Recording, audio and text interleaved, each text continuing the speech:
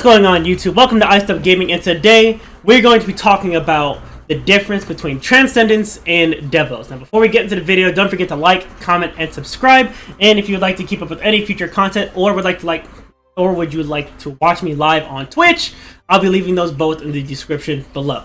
Now, I actually had a conversation with my buddy yesterday where he believed that Transcendence wasn't a good item, and I sorely disagreed. Yes, I understand some of the pros don't like building Transcendence. They'd much rather build Devos. Now, here's the issue. In this video, we're going to be going over who works better with Transcendence, who works better with Devos, and the difference between the two and why you would want to build each item. Now, without further ado, let's get on to the video. Now, before we get into who can use Devourer's Gauntlet or Transcendence better, first you need to understand what those two items are. Both those items are the staple stack items for damage ADCs, namely for hunters and sometimes even the jungler. Now, Transcendence gives 35 power and 300 mana and 10 MP5 at base. Its passive is that you permanently gain 15 mana per stack and receive 5 stacks for a god kill and 1 stack for a minion maxing at 50 stacks. 3% of your mana is converted to physical power at 50 stacks.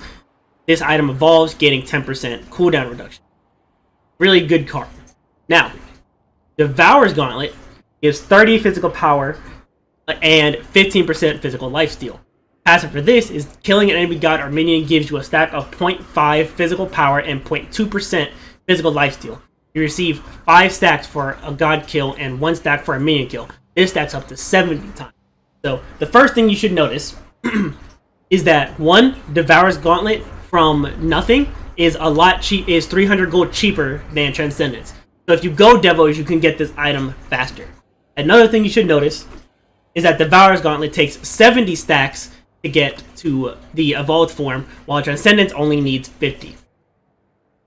Now, let me go ahead and show you what those cards will look like when they are maxed out. So, as you can see, Transcendence evolved still only gives 35 power, but it also gives 1050 mana, 10 MP5, and 10% cooldown reduction while converting 3% of your mana to physical power. While Devos gives 65 power now and 29% physical lifesteal.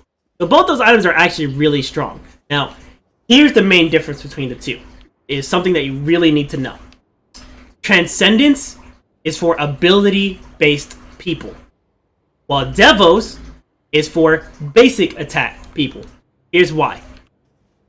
Transcendence gives you more mana, right? And everybody who uses their abilities wants to use more mana, right? On top of the fact that your mana converted to physical power.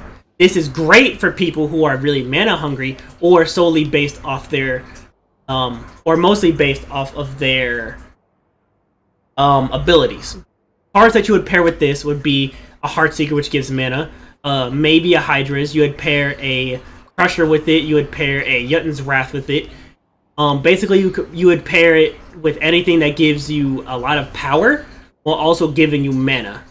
Not included with, like, Breastplate of Valor, the Sledge, stuff like that. And Devos is for people who like to basic attack, i.e. the character that I have right now, Rama. He's more basic attack focused, so he's going to be running more cards like Devourer's Gauntlet. He's going to be running Quinsight. He's going to be running Crit. He's going to be running Toxic Blade. The main difference is that when it comes to these two items, it's about understanding your character. And yes, you can make any hunter ADC. Alright, you can make any hunter basic attack base. This is true. However, to be completely optimal to get as much damage as possible, you need to understand which one is better for them. Rama, for example, is more for the slugfest. He wants to be boxing you rather than throwing abilities at you, even though his abilities are really just stims. Another good example who will be using Transcendence would be somebody like Uller. Let me go ahead and show you. So in Uller's case, he has 4 abilities to hit you with. He has, while he's in his bow stance, he has his little clear move, the line move. He has this skill shot here.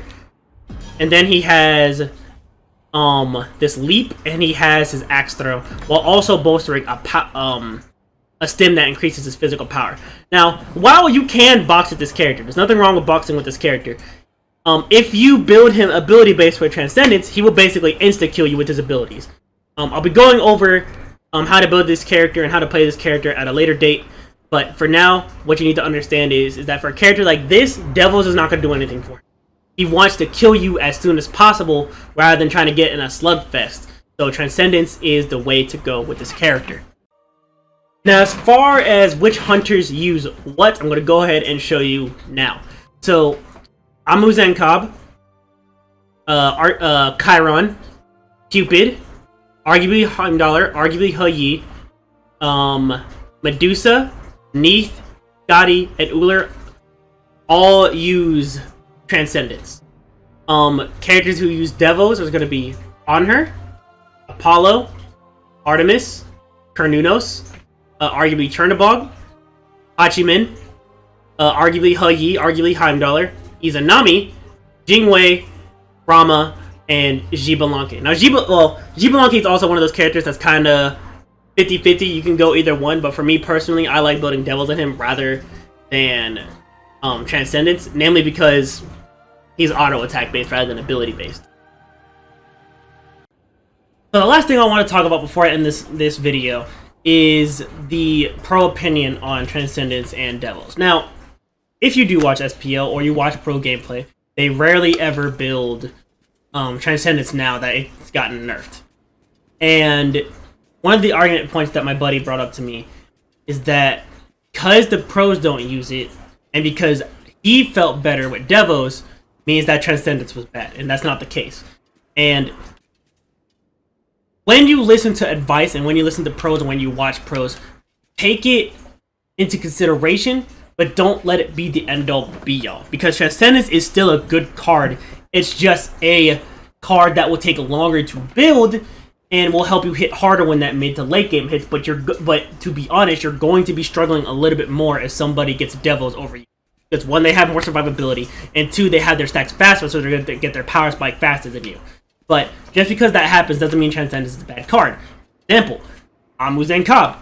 He runs the game with Transcendence. At least he used to run the game with Transcendence. And he is extremely hybrid-based. He's you're going to be throwing a lot of abilities with him, and you're going to be putting on your hives. You're going to be putting down your dot and your AoE and your poke. So having more mana and getting more damage because you have more mana is extremely good for him. But if you put Devils on him, you lose what makes Amu Zenkob, and that's insane amounts of tick damage.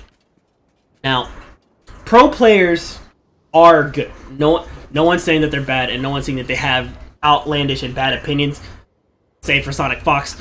But you need to be able to make these decisions for yourself. Yes, I make these videos to help people build and understand characters a little bit better, but at the end of the day, you're gonna build what you want to build, and you're gonna be playing around with stuff trying to see what works the best. So I encourage that kind of mindset, but only take what pros say as a consideration, not as a downright fact. Now, if you liked the video, don't forget to like, comment, and subscribe if you'd like to keep up with any future content. Like I said, I'll be leaving my other platforms in the description below. If you have any other questions, don't be afraid to ask them in the comment section. Without further ado, I will catch y'all later.